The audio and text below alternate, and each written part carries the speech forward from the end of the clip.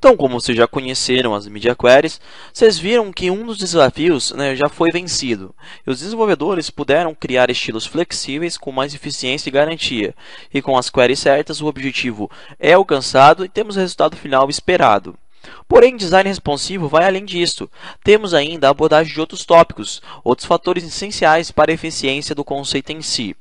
Nós já temos como eu posso dizer, essa competência. Nós já temos essa competência, essa qualificação de desenvolver um determinado website com estilos diferentes para dispositivos diferentes, né? Nós já temos esse conhecimento em mãos. Agora, nós temos que abordar outros tópicos do design responsivo, que é um assunto muito amplo, muito grande mesmo e bem interessante, que vai muito mais além do que simplesmente Media Queries, né? Media Queries. Nós temos muita informação, então vamos prosseguir aqui. Lembra-se, o web design responsivo é uma abordagem de web design destinada a elaborar sites para fornecer uma ótima experiência de visualização, fácil leitura e navegação com o mínimo de redimensionamento e visionamento. Certo? Então você já viu aqui que nós estamos pouco a pouco chegando nesse conceito. Para uma ampla gama de dispositivos, de monitores de computador a telefones celulares. Agora, preste atenção nesses textos destacados aqui em um vermelhinho e um laranja, né? Vermelho aqui é com o que tem uma maior importância para a gente. Um website definido como responsivo adapta sua exibição para um ambiente de visualização, usando grades proporcionais e fluídas, imagens flexíveis e Media Queries CSS3.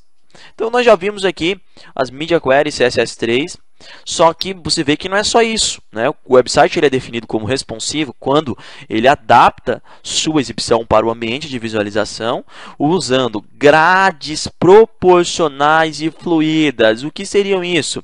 Seriam os grids, né?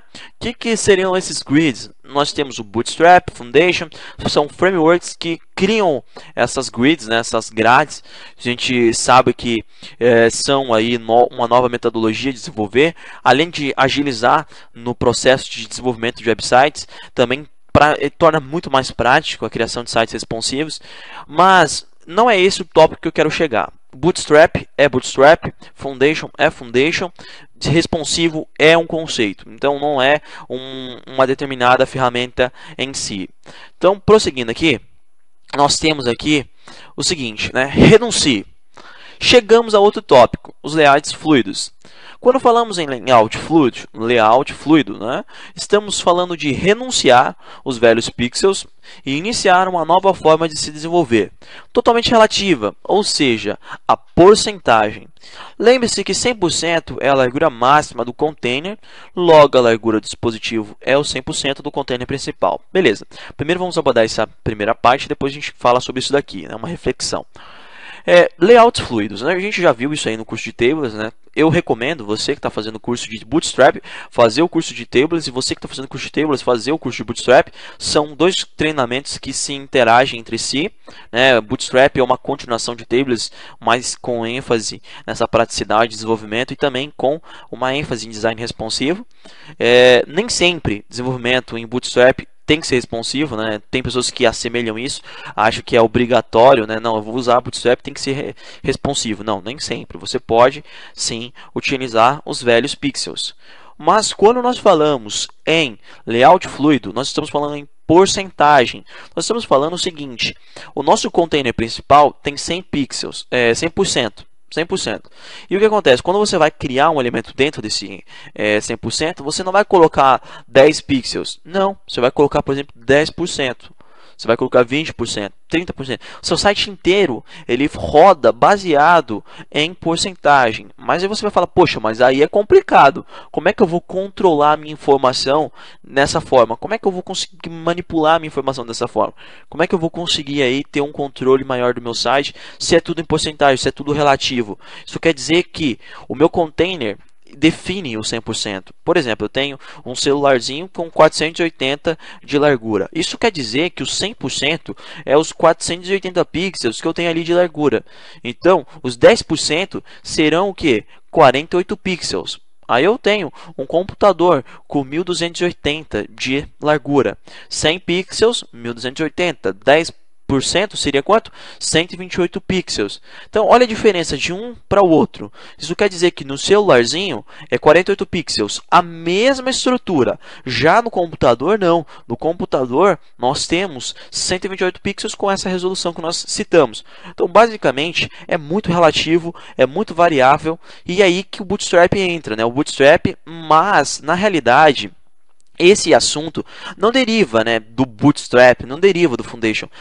Muitos afirmam que o início de tudo foi o 960.js, que é um site que iniciou esse conceito de grid, né, o Grid 960, que é um conceito muito interessante, que divide o nosso site em 12 colunas. Olha só que interessante. Nós dividimos nosso site em 12 colunas e nós colocamos o nosso site dentro dessas 12 colunas. Essas 12 colunas somadas têm 940 pixels com 10 pixels de espaçamento, tanto da esquerda como da direita, somando então 960. E o que acontece? Essas colunas elas são flexíveis e são em porcentagem. Isso quer dizer que quando você, designer, desenvolve um layout e coloca um logotipo dentro de duas colunas, independente da resolução do usuário, independente do tamanho atual, o elemento que está ali dentro ele vai se adaptar e vai conseguir se encaixar perfeitamente, né? Complicado entender assim, falando, claro, é difícil até mesmo de explicar. Próxima aula que nós vamos fazer, o que nós já temos feito anteriormente, vamos abordar essa questão de layouts fluidos na prática e garantir para você esse aprendizado que é fundamental. Não é só questão de teoria, tem que mostrar a prática, tem que mostrar como funciona para que vocês possam fixar o conteúdo. Então, até a próxima aula, onde vocês vão conhecer como funciona essa questão de porcentagem, layouts fluidos, né? Vocês vão entender melhor. Lembrando sempre que nem sempre vai ser necessário a utilização de grids. Você mesmo pode criar a sua própria grid. Então, até lá.